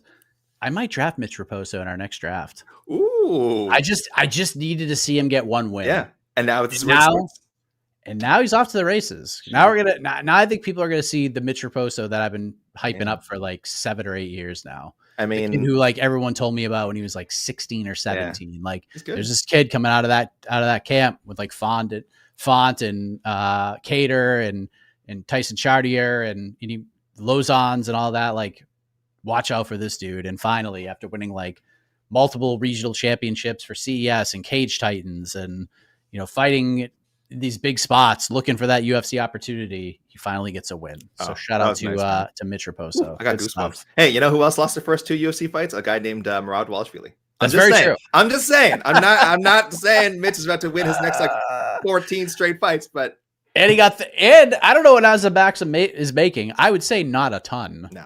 I think he probably ended up with maybe 4,000 extra bucks. Good chunk of 30% there. Good chunk of change. Not too shabby. All right, we're getting out of here. I didn't think we were going for an hour and 31 minutes, but boy, did we. But it's amazing what you can do when you don't end your work night at like 6 a.m. and get 2 hours of sleep. So that was nice. And of course, all of you guys who came on here, whether you agree with us or not, we love you anyways. It was nice, respectful dialogue for the most part today. Much better than the post-fight show, which was an absolute dumpster fire. The chat was much better this time around. There were a couple of people out there trying to rile us up, but for the most part, well done by everybody. Obviously, we'll be talking a lot more about this throughout the week because we got to pull it up. It's been a while since we've done this. AK. Oh my gosh! Don't go anywhere, people. Don't go anywhere. We're back. We are so back. It's been over 2 months, but we are back at the world's most famous Apex on Saturday. And the good news is, at least for people who don't want to stay up late watching fistfights, it's a 4 p.m. Eastern start time for this event, 7 p.m. main card. The main event for the world's most famous Apex return, Steve Garcia versus David Onama. Good fight. Should it be a main event of a UFC card? No, absolutely not. The original main event, which was the one that was being circled up until the Garcia-Onama fight, is now the co-main event. And in case you were wondering, yes, it is a heavyweight fight. Waldo Cortez Acosta versus Ante Delija. We have Jeremiah Wells back against Temba Garimbo. Isaac Dolgarian is getting into a fist fight against Yadir Davali. I'm actually kind of looking forward to that one. No one will care, but I am looking forward to it. Charles Radke is back against Daniel Frunza. Alan Nascimento versus Cody Durden. Kevin Christian versus Billy Ellicott. Oh, God. Billy Ellicott is fighting on this card. Okay. Timmy Kawamba versus Chang Ho Lee. Dante Johnson, who I like a lot. This dude is a wrecking ball. Fighting Cedric Dumas, AK. Yep, that's happening. Okay. So far, buried on the prelims. The highest stakes fight of the entire card. Ketlin Vieira versus Norma Dumont. Monsterrat Conejo Ruiz versus Alice Ardalian. Phil Rowe, Sokyun Ko, and Talita Alankar versus Ariane Carnelosi. That is just screaming Apex. Although, not the worst card. No, I'm going to say, well, for the main card, I'll say, like, that's actually really good matchmaking. I would say I had not taken a close look at this. I think all those fights could be, like, really good. Well, I mean, I think the first 4 fights in the card could be really good. I think the main event could be really good. There's one fight that's kind of sticking out like a sore thumb. But I mean, hey, that fight also has maybe contender implications, Mike. Okay, maybe that's contender implications. Well, hold on. Before we judge, let's take a look at the November 8th lineup. Oh my gosh, we're doing a little special treat for the people tuning in live. Yeah, Gabriel Bonfim versus Randy Brown is the main event November 8th. Yes, good fight. Not good main event. Matt Schnell versus Joseph Morales is the co-main event. Good fight here. Ricky Simone versus Ione Barcelos. That's a good fight. Love it. Ismail Bonfim versus Chris Taco Padilla. Muslim Salikov versus Euros Medic. Marco Tulio versus Christian Leroy Duncan. AK, the anointed one. Myro Bueno Silva is back against Jacqueline Cavalcante. We need to delete that rankings update where we had her as the number one bantamweight in the world. And officially, lazy bed with some doo-doo. Tisha Pennington is fighting Denise Gomes on this card, which I forgot was even a thing. I don't even think we can give him a doo-doo for that, though, honestly, because I completely... honestly... we have to share it then, because I completely did not know that that's... So I'm looking up and down this card. I think we're looking at a better slate here. You like this one more? Adrian Yanez is back against Christian Quinones. Josh Hogan is making his UFC debut, so I'm sure that is going to be classy as hell, taking on Max Jimenez. Jamal Emmers versus Hyder Emil. That's going to be an absolute heater. Middleweights, AK. Possibly for the chance to, at least if this gentleman wins, has the chance to maybe fight Atiba Gauthier next. Robert Valentin versus Jackson McVeigh. No, Robert Valentin should also be in the... He should get a second shot. If he beats Jackson McVeigh. No, you got lucky. Yeah. I want him again. And then Luana Santos versus the newest surging women's bantamweight, Melissa Scare Croden. Yeah, quick turnaround. Let's go. Listen, fast track to the title shot. Let's go, Melissa. Listen, is this going to feel soulless? Is this going to feel like we're not feeling any better about ourselves watching it because we're watching it in the soulless building that is the UFC Apex? Yes, we are not going to have as much fun as we normally would watching fights because that's just what we see on television. Are we going to have, if we're just watching fights for fight's sake and taking the ambiance out of it, do I think we're going to have a pretty decent time watching these cards? I do. I think we could have some good times here. It'll be okay.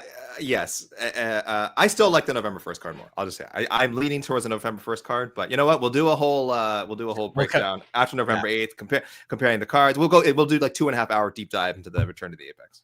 And then it is the week from hell coming up after that, because we got UFC 322, which is great. But we also have the Jake Paul versus Tank Davis card. Whoa, damn. That week too. And we're going to be all over the place. We're going to be at both of those events covering them. Whoa, boots on the ground. God. So yeah, get ready. See y'all there. Get ready for some craziness, ladies and gentlemen. Of course, stick with us at MMAfighting.com for all your news. Why did Arnold Allen have cuts on his face? You stick with us at MMAfighting.com. We'll give you the true answers to those questions and much more. So back next week following UFC Vegas. Is this 111? I think it's 110 and 111 coming. 110 and 111. All right. So back to podcast form after UFC Vegas 110. We'll see you back here live on the YouTube stream for on to the next one following UFC 322. That's going to be hopefully a lot more fun than this one regarding the aftermath and such. So for AK, I'm Mike Heck. Back next week. Have a great Sunday.